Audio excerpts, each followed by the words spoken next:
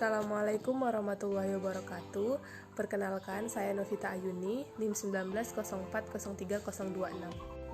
Saya mahasiswa Departemen Teknik Industri, Fakultas Teknik, Universitas Sumatera Utara.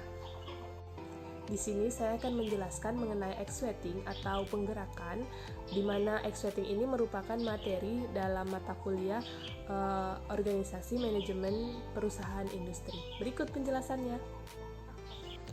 X-Sweating atau penggerakan. Nah, yang pertama ada pengertian X-Sweating atau penggerakan. Nah, penggerakan itu merupakan tindakan untuk mengupayakan seluruh anggota organisasi untuk mencapai tujuan sesuai dengan perencanaan yang sudah ditetapkan. Nah, dengan kata lain, X-Sweating itu atau penggerakan itu adalah suatu usaha yang dilakukan untuk mencapai tujuan perusahaan dengan berpedoman pada perencanaan atau planning dan usaha pengorganisasian. Nah, itu tadi pengertian dari penggerakan. Nah, selanjutnya ada fungsi dari penggerakan. Fungsi penggerakan atau X-Sweating itu mencangkup kegiatan yang dilakukan oleh seorang manajer untuk mengawali dan melanjutkan kegiatan yang ditetapkan oleh unsur perencanaan dan pengorganisasian agar tujuan-tujuan itu dapat tercapai. Nah, fungsi pengarahan menurut G.R. Terry adalah membuat semua anggota kelompok agar mau bekerja sama dan bekerja secara ikhlas serta bergairah untuk mencapai tujuan sesuai dengan perencanaan dan usaha pengorganisasian tersebut. Nah, yang selanjutnya ada implementasi X-Sweating. Di sini saya merangkum ada 4 implementasi X-Sweating, yaitu yang pertama ada directing. Nah, directing ini merupakan pengarahan. Jadi mengarahkan supaya jelas pelaksanaan dari X-Sweating itu. Yang kedua ada communication.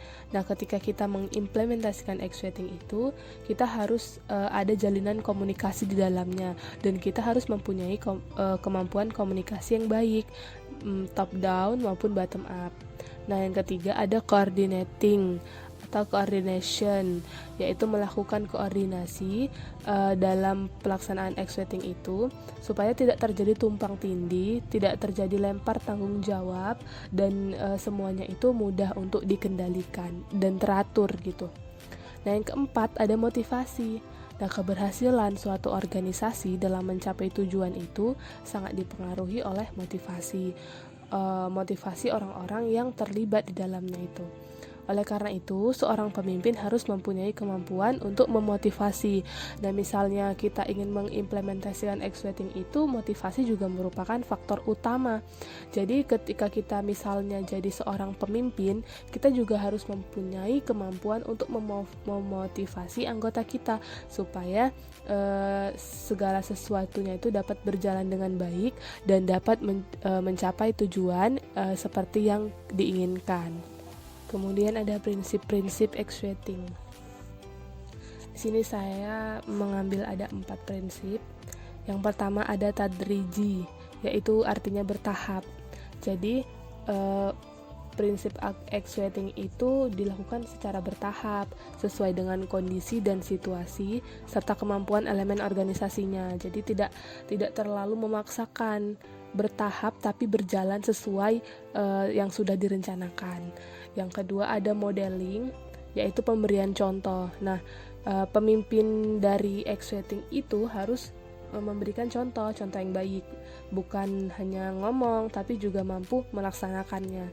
Jadi dalam X-Sweating itu pasti ada pemimpin kan. Nah, pemimpinnya itu harus memberikan contoh-contoh yang baik, tidak hanya ngomong begini ngomong begitu, tetapi juga harus mampu untuk melaksanakannya.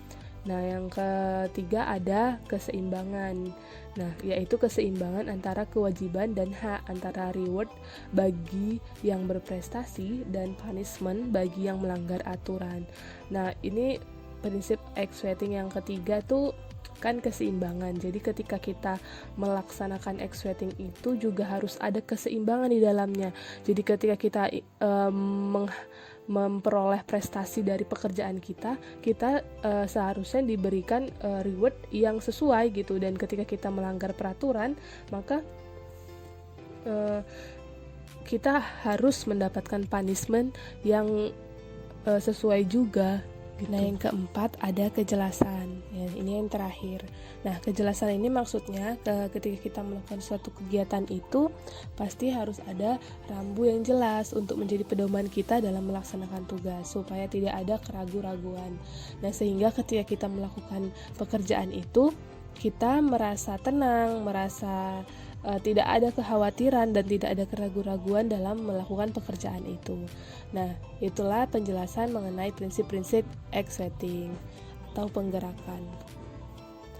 Nah, itulah penjelasan mengenai X-rating dari mulai pengertian, fungsi, implementasi, sampai prinsip-prinsip dari X-rating. Hanya itu yang bisa dapat saya jabarkan. Lebih dan kurang saya mohon maaf, kepada Allah saya mohon ampun. Semoga bermanfaat. Akhir kata, Assalamualaikum warahmatullahi wabarakatuh. Terima kasih.